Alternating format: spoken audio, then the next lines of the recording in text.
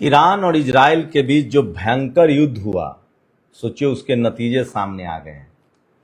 दुनिया 360 डिग्री है, 360 डिग्री। आप जो करेंगे उसको आपको काटना पड़ेगा।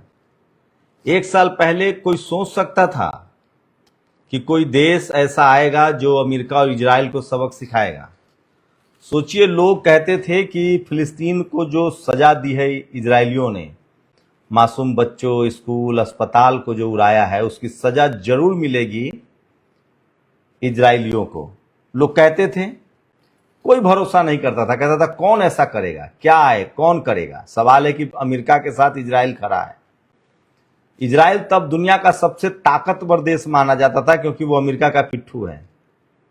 लेकिन सोचिए, किसे पता था कि एक ईरान 45 साल से इसकी तैयारी कर रहा है और ईरान कितना भारी पड़ा है कि सोचिए, अब इजराइल से अमेरिका ने पिंड छुड़ा लिया है।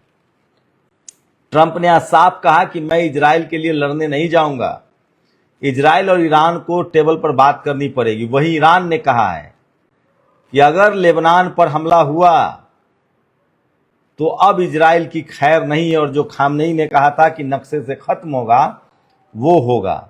इस बार ईरान ने 6 बड़े शहरों से मिसाइल दागे जो राजधानी तेल अवीव पर गिरा। वहीं हूती ने लाल सागर में बैरिकेड लगा दिया है। हिजबुल्लाह और हमास दोनों तैयारी कर रहे हैं। सोचिए, आज के समय में जब दुनिया के देश अपने लिए डरते हैं, ईरान वादे का कितना ईमानदार देश है, वादे का कितना पक्का देश है। उसने कहा कि मैं फिलिस्तीन, यमन, जिसके लड़ाके फिलिस्तीन, यमन और लेबनान को, हिजबुल्लाह को मैं अकेले नहीं छोड़ सकता हूं। सोचिए, ईरान पर कितना दबाव है, उसको अपनी लड़ाई लड़नी है, उसको हुर्मुज बचाना है। उसके बावजूद उसने इजराइल पर फिर हमला किया क्योंकि वो लगातार लेबनान पर हमला कर रहा था।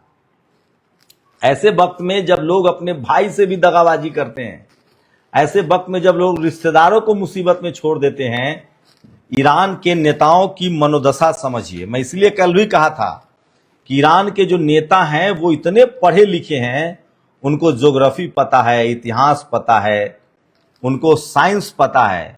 ईरान की 75% महिलाएं जो हैं वो साइंस पढ़ती हैं, 95% लोग वहां पीएचडी स्कॉलर हैं, 99% वहां लिटरेसी है। ये ताकत है ईरान की, और ये इसी ताकत के दम पर ईरान के जो विज्ञान के प्रति जो उसका झुकाव है, उसे पता था कि मेरी लड़ाई अमेरिका से है। अगर ईरान आज मजबूत नहीं होता तो सोचिए, अमेरिका और इजराइल उस पर कब्जा कर लेता, क्योंकि उसके पास 40% तेल और गैस है। और जिस देश के पास दुनिया का 40% तेल और गैस हो, उस पर कोई कब्जा कर ले तो वो देश कितना मालामाल हो जाएगा।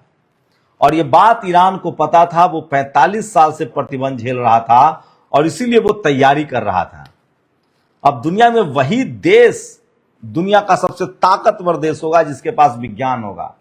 पहले दुनिया का सबसे सेफ देश अमेरिका माना जाता था, लेकिन आज दुनिया का सबसे अब सेफ देश आप चीन को मान सकते हैं, रूस को मान सकते हैं, नॉर्थ कोरिया को भी मान सकते हैं, क्योंकि उसकी भी जो मिसाइल ताकत है उसकी दुनिया में डंका बज रहा है। तो सोचिए, कोई हिमाकत नहीं करेगा। आप अमेरिका ने, ट्रंप ने बाकायदा इस युद्ध से अपने हाथ खींच लिए हैं, और ईरान ने कहा है कि जैसे ही लेबनान पर अब हमला होगा उसका खामियाजा इजराइल को उठाना पड़ेगा। इसका मतलब साफ है कि फिलिस्तीन, यमन और लेबनान को ईरान अकेले नहीं छोड़ने जा रहा है। इतना वादे का पक्का शायद ही कोई देश होगा। तो बड़ी खबर बता रहा हूं कि सबसे बड़े बड़े आज हमले हुए हैं। उसके बाद अमेरिका युद्ध से हट गया है, इजराइल ने घुटने टेक दिए हैं, और अब ईरान ने कहा है कि जैसे ही हमला करोगे तुम्हें करारा जवाब दिया जाएगा। तो सोचिए, दुनिया की पूरी ज्योग्राफी बदल रही है, दुनिया का पूरा जो खेल है वो बदल रहा है। ईरान की ताकत का अंदाजा इसी बात से लगाइए कि वो अमेरिका को कह रहा है कि तुमने हम पर हमला किया है, कम से कम $400 बिलियन का हर्जाना देना पड़ेगा। $400 बिलियन, मतलब जितनी कंपनी की ताकत है, एलन मस्क की कंपनी की वैल्यू है, लगभग 1,00,000 रुपए देने पड़े, 1,00,000 रुपए देने पड़ेंगे। 95,000 करोड़ रुपए तो पहले ही देने की बात हुई थी, तो 1,00,000 करोड़ रुपए ईरान को अब देना पड़ेगा अमेरिका को खजाना, और यही अमेरिका फंसा हुआ है। साथ ही ईरान कह रहा है कि $24 बिलियन जो हमारी करेंसी, हमारे पैसे दुनिया भर के बैंक अकाउंट में पड़े हैं, उसे रिलीज करना पड़ेगा। साथ ही दुनिया के किसी भी देश पर अब अमेरिका हमला नहीं कर सकता है। अगर ऐसा करता है तो एक ग्लोबल ट्रीटी होगी और उसमें अमेरिका, रूस और चीन शामिल होगा, और ये रूस और चीन की जिम्मेदारी होगी कि अमेरिका को रोके। सोचिए कितना बड़ा विजन है ईरान के नेताओं का। ये होती है शिक्षा की ताकत, ये होती है। और सोचिए ईरान पर हमला हुआ, वहां यहूदी भी रहते हैं, क्रिश्चियंस भी रहते हैं, दुनिया भर के देश के लोग वहां भी रहते हैं। क्या बदले की भावना में उसने अपने ही देश में रह रहे किसी पर हमला किया? उसकी लड़ाई इजराइल से थी, उसकी लड़ाई अमेरिका से थी। ये सब समझने मैं क्यों कह रहा हूं, वही देश कमजोर हो जाएगा जहां धर्म के आधार पे युद्ध होगा, जहां अंधविश्वास होगा। देखिए बांग्लादेश और पाकिस्तान की क्या हालत है। मैं इसलिए कह रहा हूं कि खाड़ी देश, सोचिए विज्ञान की ताकत, खाड़ी देशों ने सोचिए अमेरिका ने जानबूझकर ईरान पर प्रतिबंध लगाया कि वो कमजोर हो जाए आर्थिक रूप से। खाड़ी देशों ने खूब तेल बेचे, खुद भी कमाया, अमेरिका भी उनका डॉलर कमा रहा था, पेट्रो डॉलर। एक भी खाड़ी देश की इतनी हैसियत नहीं है कि वो ईरान पर हमला कर सके, क्योंकि इन्होंने पैसे कमाए, धर्म को आगे बढ़ाया, लेकिन इन्होंने विज्ञान को नहीं अपनाया। सोचिए, तो खाड़ी देश अब तक कमीशन देते थे अमेरिका को, उनको लगता था कि वो मेरी रक्षा कर रहा है। एक साथ ईरान ने दर्जनों खाड़ी देशों पर अमेरिकी अड्डे को तबाह कर दिया। अमेरिका इसलिए नहीं डरता था, उसको लगता था कि जैसे ही खाड़ी देशों पर हमला होगा वैसे ही ये लोग उस पर हमला कर देंगे। लेकिन खाड़ी देश कम से कम पॉलिटिकली तो समझदार निकले। खाड़ी देशों ने अब तक ईरान पर हमला नहीं किया। इसका मतलब है कि वो भी अमेरिका से मुक्ति चाहते हैं। अमेरिका की सबसे बड़ी ताकत है पेट्रो डॉलर का कारोबार। सोचिए अमेरिका के एक पत्रकार ने इंटरव्यू में पूछा ट्रंप से मुंह पर सामने सामने कि अमेरिका में तेल और गैस की किल्लत है, यूरिया नहीं मिल रहा है किसानों को। उसने कहा युद्ध खत्म होने के बाद मिलेगा। इसका मतलब है कि होर्मुज ने अमेरिका को घुटनों पर ला दिया है। ईरान ने कहा है कि 6 महीना होर्मुज बंद रखने दीजिए, अमेरिका घुटनों पर आएगा, क्योंकि अमेरिका के पास 6 महीने का तेल भंडार है, गैस भंडार है। उसके बाद क्योंकि खाड़ी देशों का तेल भी सीधे नहीं जा सकता अमेरिका, होर्मुज उसके लिए बंद है। तो सोचिए अमेरिका क्या कर रहा है। अमेरिका कह रहा है कि मुझे तेल नहीं आने दोगे तो दुनिया के किसी देश को हम तेल नहीं जाने देंगे। सोचिए पूरी दुनिया की अर्थव्यवस्था को चौपट कर दिया। वैसे ईरान ने कहा है कि इजराइल के एक एक करतूत का बदला लिया जाएगा। इसका मतलब है कि एक तरफ अमेरिका अब्राहम एकॉर्ड पर दस्तखत चाहता है ताकि ईरान इजराइल बच सके, वो खाड़ी देशों को कह रहा है, मुस्लिम देशों को कह रहा है कि अब्राहम एकॉर्ड पर दस्तखत करो और इजराइल को मान्यता दो, जबकि खाड़ी देशों ने इससे इनकार कर दिया कि हम इजराइल को मान्यता नहीं दे सकते हैं। इसका मतलब है कि आने वाले दिनों में तुर्की पहले से ही खाड़ी पर, इजराइल पर हमला करने के लिए तैयार है।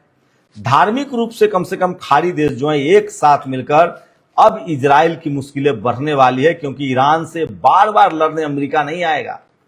अमेरिका की अपनी हालत खराब है, 50 से ज्यादा युद्धपोत गिरे हैं। सोचिए भारत पाकिस्तान के ऑपरेशन सिंदूर में डोनाल्ड ट्रंप अफवाह फैलाता था कि इतने जेट गिरे, अब अमेरिका के 50 जेट गिरे हैं, 16 युद्धपोत डूबे हैं, 120 सैनिक अड्डे तबाह हुए हैं, 100 से ज्यादा ड्रोन गिरे हैं।